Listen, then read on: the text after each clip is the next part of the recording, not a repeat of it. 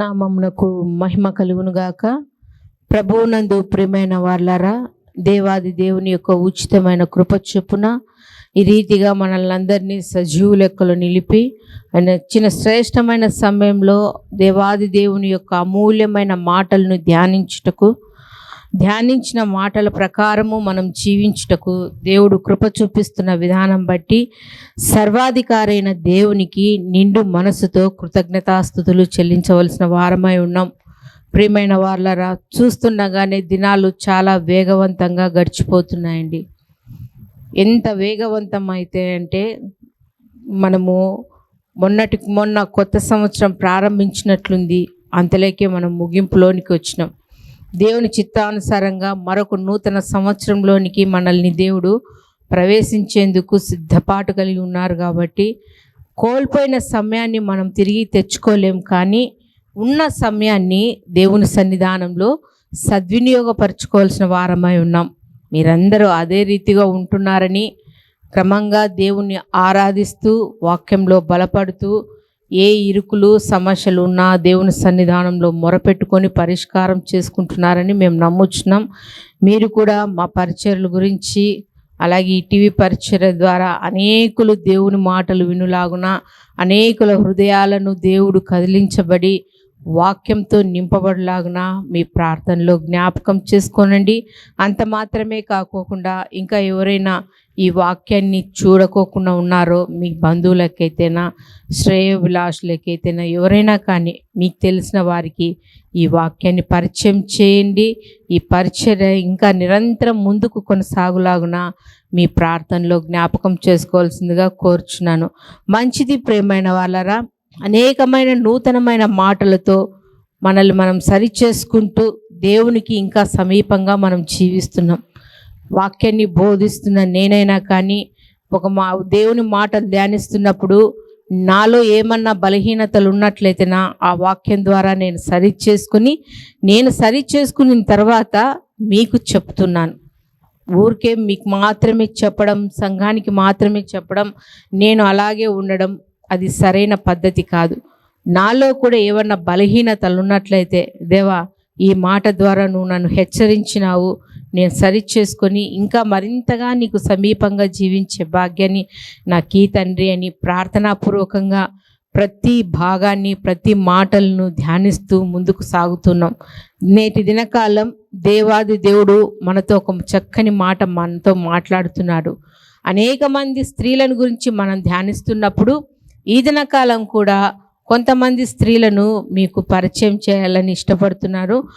అందుకు వాక్య భాగంగా అంశభాగం ఏదనగా, తన భర్త ప్రాణములను రక్షించుకున్న స్త్రీలు. తమ భర్త ప్రాణములు కాపాడుకున్న అయినా ఒకటే, రక్షించుకున్నా అన్నా ఒకటే. రక్షించుకున్న స్త్రీలు. పరిశుద్ధ గ్రంథంలో అనేక మంది స్త్రీలు ఉన్నప్పటికీ వారి యొక్క ప్రార్థనా జీవితం అయితేనేమి, భర్తల యొక్క గౌరవాన్ని కాపాడుతున్న స్త్రీలైతేనేమి, భర్త మాటలకు లోబడుతున్న స్త్రీలైతేనేమి చాలామంది ఉన్నారు కదండి.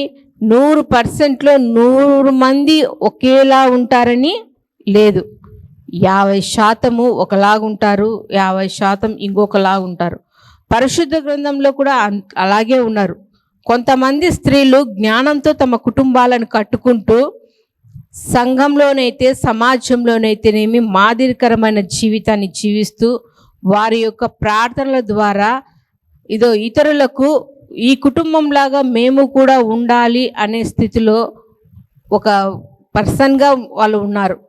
మరికొంతమంది స్త్రీలు ఉన్నారు, అజ్ఞానంతో దేవుని సన్నిధానానికి వచ్చి కూడా అజ్ఞానంతో తమ కుటుంబాలను కూల్చుకునే స్త్రీలను కూడా మనం చాలామంది చూసినాం. అజ్ఞానం అనుకోకుండా అహంకారంతో, గర్వంతో, అసూయతో ఇలా తమ కుటుంబాలు, తమ భర్తల యొక్క జీవితాలు, బిడ్డల యొక్క జీవితాలు పతన స్థితికి తెచ్చుకున్న స్త్రీలను కూడా చాలా మందిని చూసినాం. నేటి కాలంలో భర్తల యొక్క ప్రాణాలు కాపాడుకున్న కొంతమంది స్త్రీలు చాలామంది చెప్తూ ఉంటారు, సేవకురాళ్ళు కానీ దైవజనులు కానీ 3 మాత్రమే కాపాడుకున్నారని. కానీ ఇంకొక స్త్రీ కూడా ఉంది, వాళ్ళని మనం సమయానుకూలంగా ధ్యానం చేద్దాం. మూల వాక్యంగా పరిశుద్ధ గ్రంథం నుండి సామెతల గ్రంథం 31వ అధ్యాయము 11 నుంచి 12 వచనాలు 10 నుంచి చదువుదామండి. గుణవతి అయిన భార్య దొరుకుట అరుదు, అట్టిది ముత్యము కంటే అమూల్యమైనది. ఆమె పెనిమిటి ఆమె యందు నమ్మిక ఉంచును. అతని లాభ ప్రాప్తికి వెలితి కలుగదు. ఆమె తాను బ్రతుకు దినములన్నీయు అతనికి మేలు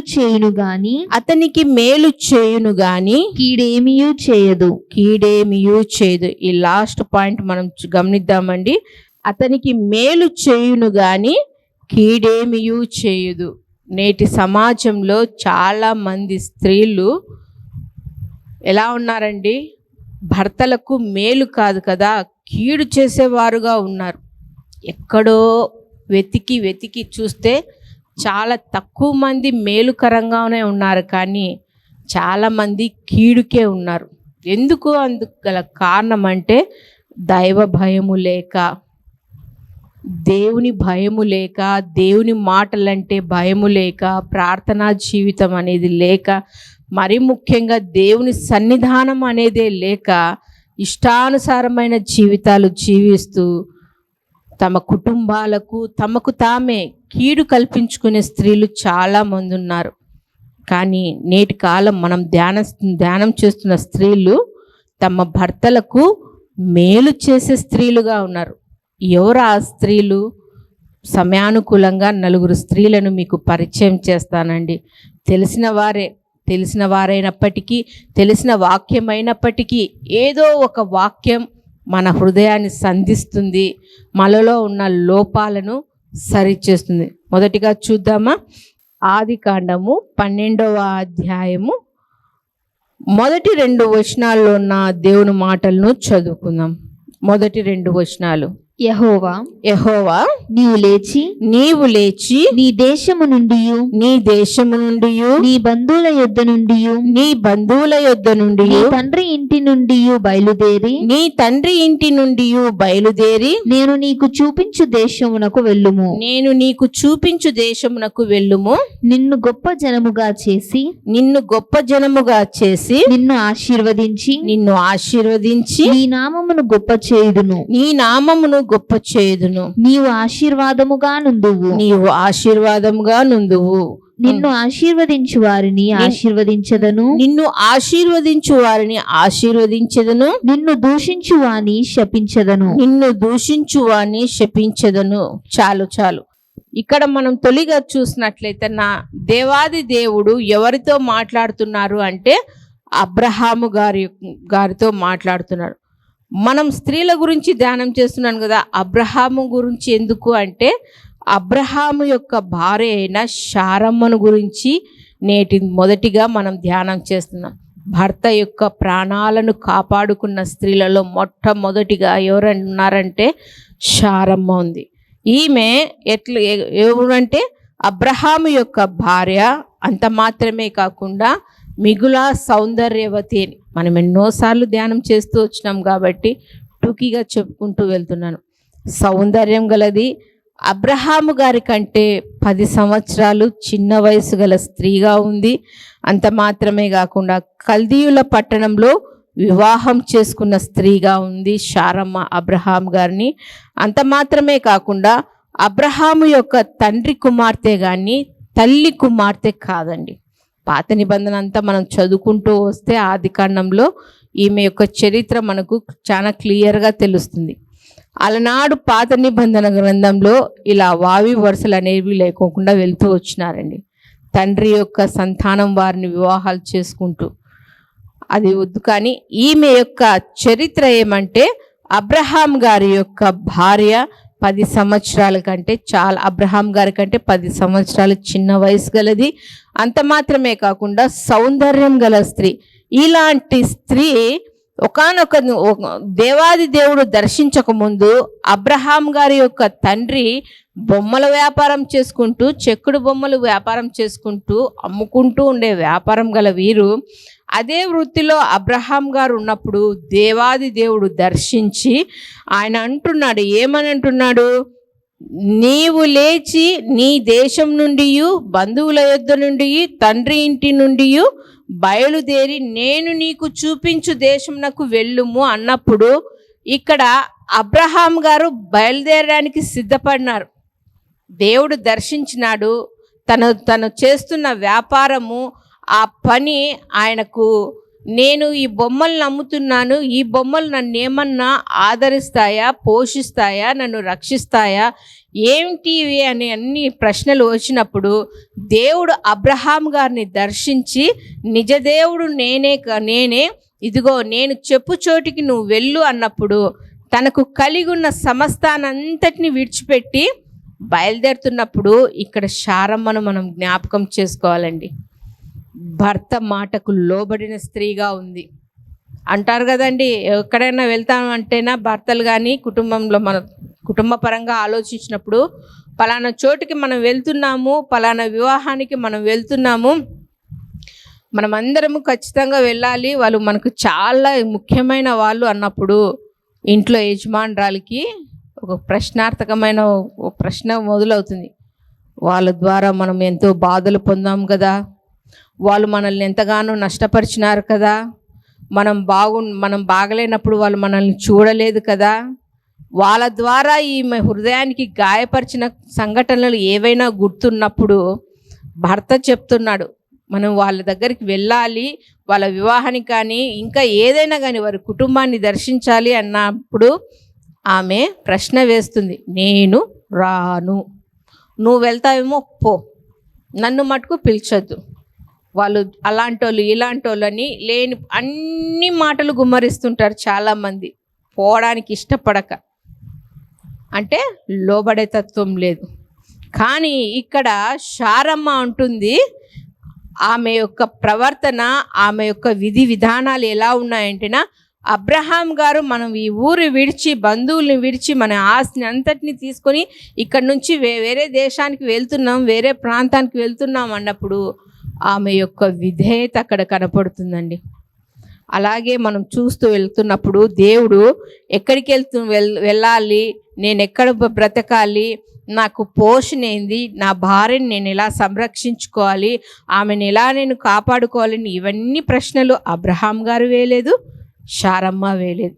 ఏమయ్యా వెళ్దామని అంటున్నావే, అక్కడ అన్ని సదుపాయాలు ఉన్నాయా, మనం నివసించడానికి అనుకూలమైన ప్రదేశమేనా, అన్ని సమస్తము మనకు దగ్గరలోనే ఉంటాయా, కావాల్సినటువన్నీ మనకు దొరుకుతాయా, ఈ ప్రశ్నలు ఏంటి యజమానుడైన అబ్రహాంను అడగలేదండి. మనం వెళ్తున్నాము అంటే బయలుదేరింది. అలా వెళ్తున్నప్పుడు మనం చూసినట్లయితే ఆదికాండం 17వ అధ్యాయము 15-16 వచనాల్లో ఒకసారి చదువుదామండి. మరియు దేవుడు, నీ భార్య అయిన శారాయి పేరు శారాయి అనవద్దు, ఏలనగా ఆమె పేరు శారా. నేను ఆమెను ఆశీర్వదించి ఆమె వలన నీకు కుమారుని కలుగజేసేదను, ఆమె ద్వారా నీకు కుమారుని కలుగజేసేదను, నేను ఆమెను ఆశీర్వదించదను, ఆమె జనములకు తల్లి అయి ఉండును. చాలండి, ఆమె జనములకు తల్లి అయి ఉండును, జనముల రాజుల ఆమె వలన కలుగుదురని అబ్రహాముతో చెప్పెను. చూడండి, ఇక్కడ చూసినట్లయితే శారా మొదటిగా శారాయి అనే పేరుంది. శారాయి అనగా అర్థము జగడమాడునది లేదా కలహప్రియురాలు అనే అర్థం. అలా గొడవగా కలహాలు గొట్లాటలు తెచ్చుకునే స్వభావం కలిగిన ఈ స్త్రీ దేవుడు దర్శించగానే ఆమె యొక్క స్వభావం మారిపోయి ఏమంటున్నాడు దేవుడు, నేను ఆమెను శారా అంటున్నాడు. శారాయి కాదు, శారా అనగా రాజకుమారి అని అర్థము. ఈ ఇంత సున్నితమైన స్వభావము కలిగి దేవునికి తన భర్తకు లోబడి దేవునికి భయపడుతూ అబ్రహాము గారు చెప్పే ప్రతి మాటకు లోబడుతున్నప్పుడు ఈ 12వ వచనంలో మనం చూసినట్లయితే ఎక్కడి నుంచి గమనిద్దాము, ఇక్కడ అనుకోని రీతిగా వారికి ఒక సమస్య వచ్చిందండి. తన భర్త యొక్క పొరపాటు ద్వారా ఆమె ఎంతగానో నలిగిపోయినప్పటికీ ప్రియమైన వాళ్ళ తన భర్తను ఎంత ప్రేమతో తన భర్తను క్షమించిందంటేనా ఇక్కడ చూసినట్లే 12వ అధ్యాయము 11వ వచనంలో చూద్దాము. 12వ అధ్యాయము 11వ వచనము. అతడు ఐగుప్తులో ప్రవేశించుటకు సమీపించినప్పుడు అతడు తన భార్య అయిన శారాయితో ఇదిగో నీవు చక్కని దానివని ఎరుగుదును. ఐగుప్తీయులు నిన్ను చూచి ఈమె అతని భార్య అని చెప్పి నన్ను చంపి నిన్ను బ్రతకనిచ్చెదరు. నీ వలన నాకు మేలు కలుగునట్లు నిన్ను బట్టి నేను బ్రతుకున్నట్లు నీవు నా సహోదరివని దయచేసి చెప్పుమనెను. చూడండి ఎంత మాట అంటున్నాడు అబ్రహాం గారు. కట్టుకున్న భార్యను ఏమంటున్నాడు? అమ్మా, మనం ఐగుప్తు దేశానికి వెళ్తున్నాం. అక్కడ అందరూ ఉన్న చాలా వాళ్ళ విధి విధానాలు వేరుగా ఉన్నాయి. అంత మాత్రమే కాకుండా నువ్వు ఎలా ఉండవు? చక్కగా సౌందర్యంగా చక్కగా ఉన్నావు. నీ అందాన్ని బట్టి నాకు కీడు కలిగేలాగుంది. కాబట్టి ఇదిగో నేను బ్రతుకున్నట్లు ఆ ప్రాంతంలో మనం నివసించాలి. కాబట్టి నువ్వైతే ఎలాగో ఉంటావు, నేనైతే నన్ను సంహరిస్తారు, చంపేస్తారు. కాబట్టి ఆ ప్రాంత ప్రజలకు నువ్వేమని చెప్తావు? నా చెల్లెలు భార్యని, కట్టుకున్న భార్యని ఏమని సంబోధిస్తున్నాడు? చెల్లెలుగా సంబోధించినప్పుడు ఇక్కడ మనం గమనించినట్లయితే నా ప్రియమైన వాళ్ళరా, ఆమె హృదయం ఎంతగానో గాయపరిచి ఉంటుంది కదండి. సొంత భర్త, కట్టుకున్న భర్త, ఇన్నేళ్ళు సహవాసంలో బిడ్డలు లేకపోయినప్పటికీ ఓర్చుకుంటూ ఆయన అడుగు జాడలలో నడుచుకుంటూ ప్రార్థనా జీవితాన్ని కలిగి అబ్రహాము గారు ఎప్పుడైతే మనం గుడారంలో కూర్చొని ప్రార్థన చేసుకోవాలి, దేవునితో సఖ్యత కలిగి ఉండాలి, దేవుని నామాన్ని ఉచ్చరించాలి అని దేవుని భయభక్తులు తెలియజేస్తున్నప్పుడు ప్రతి మాటకు లోబడుతున్న శారాయి ఇక్కడ తన భర్త చెప్పిన మాటకు తన హృదయం బద్దలైపోయి ఉంటుందండి. కట్టుకున్న భార్యను ఏమంటున్నాడు? నువ్వు నాకు చెల్లెలువే అని చెప్పాలి. ఇలా చెప్పితే నువ్వు నాకు మేలు చేసిన దానివే అవుతావు, కానీ కీడు చేసిన దానివి కాదు. ఒకవేళ నేను అలా చెప్పలేను, నేను నీ భార్యనే, అబ్రహాము నా భర్తే అని నేను చెప్తానంటే నాకు కీడు కలుగుతుందమ్మా, నన్ను చంపేస్తారమ్మా, నన్ను బ్రతకనీయరు. కాబట్టి నువ్వైనా నేనైనా ఈ లోకంలో జీవించాలి, ఈ ప్రాంతంలో జీవించాలంటే నువ్వేం చెప్పాలి? నా చెల్లెలు అని చెప్పాలనే మాటకు ఆమె తన్ను తాను ఎంతగానో తమాయించుకొని అబ్రహాముకు చెప్పిన మాటకు లోబడిందండి. లోబడుతున్నారా? భర్తలు చాలా కష్టపడుతుంటారండి. కొందరైతే సుఖానికి ఉంటారు, భార్యలు కష్టపడుతుంటారు కానీ భర్తలు కష్టపడరు. కొంతమంది భార్యలు ఇంటి దగ్గరే ఉంటారు, భర్తలు కష్టపడుతున్నారు. కానీ వారి యొక్క కష్టాన్ని చూసి కూడా వాళ్ళని నిర్లక్ష్య భావంతో చూసే వాళ్ళు చాలామంది స్త్రీలు ఉన్నారండి. వాళ్ళ కష్టాన్ని అయ్యో నా కోసం కదా, నా బిడ్డల కోసం కదా, మేమందరం బాగుండాలి కదా అనే ఉద్దేశంతోనే కదా జామునే వెళ్ళి ఏదో అపరాత్రికి ఇంటికి వస్తాడు, పని పాటలు ముగించుకొని. ఆయన నేను ఎంత గౌరవించాలి, ఎంత విధేయత కలిగి ఉండాలి, ఆయన పట్ల ఎంత ప్రేమ కలిగి ఉండాలని నేటి కాలంలో స్త్రీలు లేరండి. సమాజపరంగా కాదు కానీ క్రైస్తవులమని, దేవుని బిడ్డలమని బాప్తీసం పొంది విశ్వాసంలో జీవిస్తూ ప్రార్థనా జీవితం కలిగి ఉన్న స్త్రీలు చాలామంది భర్త మాటకు లోబడే స్త్రీలుగా లేరండి. ఇక్కడైతే శారమ్మ గొప్ప ధనవంతురాలు, చాలా సౌందర్యవంతురాలైన శారమ్మ తన భర్తకు ప్రమాదం పొంచి ఉంది అని తెలిసి తన భర్త చెప్పిన మాటలకు ఆమె తన హృదయంలోనే ఎంతగానో బాధపడినప్పటికీ తన భర్తకు కీడు చేయకోకుండా మేలు చేసిందండి. అది నేటి కాలం. ఇప్పుడున్న సమాజంలో మనల్ని చెల్లెలు అక్క అని సంబోధించారు, కానీ అనుకోని ఆపద మీ కుటుంబాలకు, మీ కుటుంబ యజమానునికి ఏదన్నా సంభవిస్తున్నప్పుడు జ్ఞానయుక్తంగా ఆలోచించి కీడు నుంచి తప్పించే స్త్రీలుగా మనం ఉండాలండి.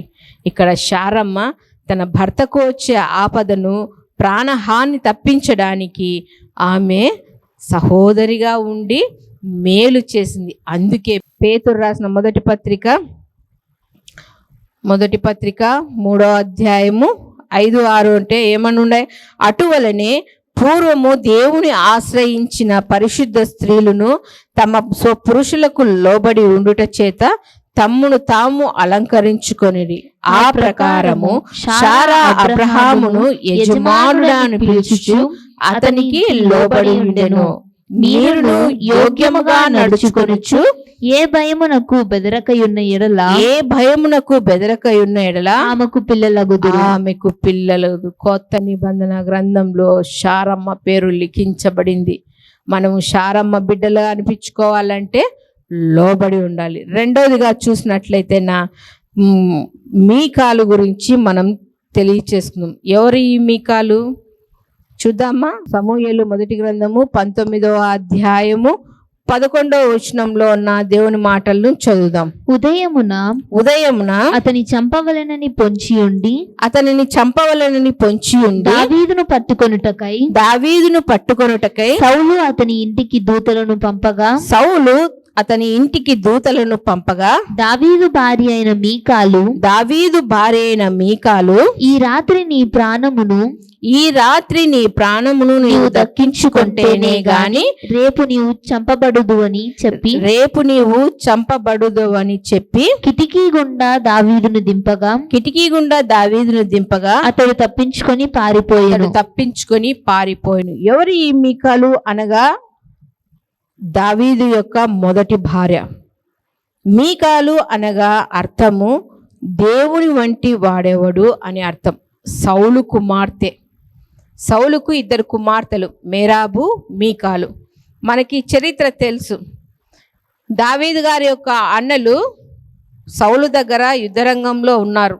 తండ్రి అయిన యేషయి అంటున్నాడు, నాయనా ఎన్నో దినంలో అయింది అన్నగాళ్ళు పోయి వారికి క్షేమ సమాచారం కనుగొని వారికి కొంచెం ఆహారం ఇచ్చేసి రాపోనని అన్నప్పుడు అక్కడికి పోయినాడు. అక్కడ యుద్ధం వాతావరణం ఉంది. గొల్యాతు వస్తున్నాడు, ప్రగల్భాలు పలుకుతున్నాడు, లోపలికి వెళ్తున్నారు. ఇశ్రాయేల్ జనాంగం భయపడి లోపలికి గుడారాలకి వెళ్తున్నాయి. ఏమి సంగతి అని తెలుసుకున్నప్పుడు దావీదు అక్కడున్న వారు అంటున్నారు, ఈ గొల్యాతు ఫిలిప్తీయుడైన గొల్యాతు మనల్ని చంపాలని చూస్తున్నాడు, యుద్ధం చేయాలంటున్నాడు. మేమందరం జడ్చుకొని లోపలనే ఉన్నాం, రాజుతో సహా ఎవరు యుద్ధం చేయలేకున్నాం అన్నప్పుడు, యుద్ధం చేస్తే ఏమొస్తుందంటే సగం రాజ్యం వస్తుంది, రాజుగారి కుమార్తెనిస్తారు అన్నప్పుడు దావీదు గారు వెళ్ళారు. దేవుని పక్షాన యుద్ధం చేసినాడు, గొల్యాతుని చంపాడు. చంపిన తర్వాత అక్కడ మనకు బాగా తెలుసు, సౌలు ఎంతమంది? 1000 కొలదియు, దావీదు 10,000 కొలదియు అనే స్త్రీలు గాన ప్రతిగానాలు చేసుకుంటూ తంబురులు పట్టుకుని నాట్యం చేసుకుంటూ పొగడుతూ వస్తున్నప్పుడు సౌలు గారికి అసూయ ప్రారంభమైంది. దావీదు మీద విషపు చూపు నిలిపినాడు. ప్రకటించినాడు కదా, గొల్యాతుని చంపినోనికి నా బిడ్డనిస్తాను, రాజ్యం ఇస్తాను అన్నప్పుడు పెద్ద కుమార్తెను మేరాబుని ఇవ్వవలసింది పోయి అసూయ చేత ఆమెను ఇయ్యకోకున్నప్పుడు మీకాలు దావీదుని ఇష్టపడిందండి. అతన్ని ఇష్టపడిందని తెలుసుకొని ఎలాగైనా తన కుమార్తెను ఇచ్చి వివాహం చేసినాడు. ఎలాగైనా దావీదును చంపాలి అనే ఉద్దేశంతో ఉన్నప్పుడు దావీదు మీద పడుతున్న ప్రతి కుట్రలన్నీ, దావీదు యొక్క ప్రాణ స్నేహితుడైన యోనాతాను తన తండ్రి అయిన కుట్రలన్నీ చెప్పుకుంటూ వస్తున్నప్పుడు తప్పించబడుతూ వచ్చినాడు. చివరిగా చూసినట్లయితే తన భార్య అయిన మీకాలు అంటుంది, అయ్యా మా నాన్న నిన్ను చంపాలని ఉద్దేశించున్నాడు కాబట్టి ఈ రాత్రి నువ్వు తప్పించుకొని పోతే రేపటికి నువ్వు సజీవంలో ఉంటావు కాబట్టి కిటికీ గుండా తప్పించిందండి తన భర్తను, వస్తున్న ఆపదను. ప్రియమైన వాళ్ళరా, ఇవన్నీ హెచ్చరికతో కూడిన మాటలు. దేవుని ఉగ్రత సమీపిస్తున్నప్పుడు ఇంకా దేవుని నామాన్ని ఉచ్చరించుకోకుండా ప్రార్థనా జీవితం లేకోకుండా ఇష్టానుసారంగా జీవిస్తున్న భర్తను బట్టి ఇదిగో ప్రియమైన సహోదరి మండలారా, మీ కాలాన్ని సమయాన్ని వ్యర్థపరచక ఇదిగో కిటికీ తట్టు అలనాడు ఎవరండి? దానియేలు గారు కిటికీ తలుపులు తెరిచి యెరూషలేము తట్టు ముఖము చాపి మోకాలుని ప్రార్థన చేస్తున్నట్లు నువ్వు దేవుని మందిరంలో తలుపులు తెరిచి దేవుని సన్నిధానానికి వచ్చి దేవునికి మొరపెట్టినట్లయితేనా నీ భర్తల యొక్క ప్రాణాలైనా మీ బిడ్డల యొక్క ప్రాణాలైనా దప్పించుకునవలసిన వారమై ఉన్నారు. అలాగే చూసినట్లయితేనా అబీగయలమ్మను కూడా మొదటి సమూయేలు 25వ అధ్యాయము అంత 23 నుంచి 25 వచనాల్లో ఉన్నప్పుడు దావీదు గారికి ఆహారం ఇవ్వవలసిన సమయంలో ఈ మూర్ఖుడైన తన భర్త నాబాలు దావీదును హీనమైన మాటలు మాట్లాడినప్పుడు దావీదు చంపడానికి వచ్చినాడండి. వస్తున్నప్పుడు ఈ విషయం తెలుసుకున్న పనివాడు అబీగయలమ్మ దగ్గరికి వెళ్ళి, అమ్మ, మన యజమానుడు మోటువాడు మూర్ఖ స్వభావం కలిగి దావీదును తిరస్కరించినాడు, మన ఆస్తినంతా కాపాడుతూ వచ్చినాడు, కొద్ది ఆహారం అడిగితే ఇవ్వలేని స్థితిలో ఉన్నాడు అంటే ఆమె ఆహారాన్ని అంతా సిద్ధపాటు చేసి ముందుగా పంపించి తను వెళ్ళి దావీదుని ఎదుర్కొని సాష్టాంగపడి ఏమని బ్రతిమలాడుతుందండి? మీరు చదవండి 23 నుంచి 25 వచనాలు, చక్కని మాటలు. అయ్యా, ఆ మూర్ఖుని తప్పిదం నా తప్పిదంగా భావించి క్షమించండి. ఇదిగో మీరు పని వాళ్ళని పంపినా నాకు తెలీదు, తెలిసింటే నేను ముందే సిద్ధపాటు చేసిన దాన్ని నేను ఆహారం పంపించినాను, దయతో క్షమించి అని తన భర్తకు వస్తున్న ఆపదను జ్ఞానయుక్తంగా తప్పించుకోగలిగిందండి అబీగయలు. ఆ యొక్క సంభాషణ అవన్నీ మనం చదువుతున్నప్పుడు చాలా చక్కగా ఉన్నాయండి. దేవుడు నీ పక్షాన నుండి నిన్ను ఆశీర్వదించినాడమ్మా, లేకుంటే ఈరోజు మీ ఇంట్లో అందరు ఖతమైపోయే వాళ్ళని దావీదు అన్నప్పుడు ఆయన పాదాలు పట్టుకొని బ్రతిమలాడుకొని తిరిగి ఇంటికి వస్తే ఫుల్ మత్తులో ఉన్నాడు నాబాలు. ఆ మత్తు గిత్తు అంతా ఎదిలిపోయిన తర్వాత ఆమె గమ్మగా ఉండి ఒక మాట మాట్లాడినప్పుడు ఎన్నో వచనం 36 వచనం నుంచి 38 వచనాలు మనం చదివినట్లయితేనా నాబాలు గుండె గట్టిగా అయిపోయి 10 రోజులకు చనిపోయినాడండి. ప్రియమైన వాళ్ళరా, ఇంకా ఇంకా ఇంకా దేవునికి దూరంగా ఉన్నారేమో, దర్శించండి దేవుణ్ణి. అనుకూలమైన సమయంలోనే మారు మనసు పొందుకొని దేవుని బిడ్డలుగా జీవించండి. ప్రార్థన చేద్దాం. మహాపరిశుద్ధుడు అయిన మా ప్రియా పరలోకపు తండ్రి, గొప్ప దేవ, మీ ఘనమైన నామమునకు స్తోత్రములు చెల్లించుకుంటున్నాం నాయన. దేవా, శారమ్మనైతేనేమి, అలాగే మీకాల్నైతేనేమి, అబీగయల్నైతేనేమి, ఇంకా మాకు తెలియని స్త్రీలు ఎంతమందో తండ్రి తమ భర్తల యొక్క ప్రాణాలు ప్రార్థన ద్వారా రక్షించుకోగలిగినారు తండ్రి.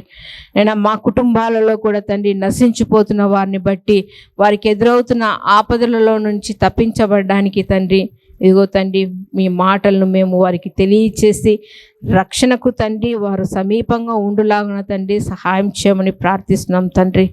వింటున్న ప్రతి ఒక్కరిని తండ్రి మీ కృపాహస్తాలకు అప్పగించుకుంటున్నాం దేవా. ఇంకా లోకానుసారమైన జీవితంలో జీవిస్తున్న వారిని హెచ్చరించండి తండ్రి. వారు మారు మనసు పొందుకొని తండ్రి మీ బిడ్డలుగా జీవించుటకు తండ్రి సహాయం చేయమని ప్రార్థిస్తున్నాం తండ్రి. విని విడిచిపెట్టేవారు కాక వారి హృదయంలో పదిలపరుచుకొని మీ వాక్యానుసారంగా జీవించే మనసును బ్రతుకును మీ బిడ్డలకు అందరికీ అనుగ్రహించమని వేడుకుంటూ మమ్మల్ని మేము తగ్గించుకుంటూ మీ గొప్ప నామం హెచ్చిస్తూ నజరేయుడైన యేసుక్రీస్తు నామంలో ప్రార్థించి వేడుకొనుచున్నాము తండ్రి. ఆమేన్. మా చిరునామా దైవజనులు బ్రదర్ ఓ రూబేన్ గారు, క్రీస్తు ప్రార్థనా మందిరం, డోర్ నెంబర్ 1-10-386, నగరిగుట్ట, పులివెందుల, కడప జిల్లా. మీ ప్రార్థనా అవసరాల కొరకై సెల్ నంబర్ 9989067409.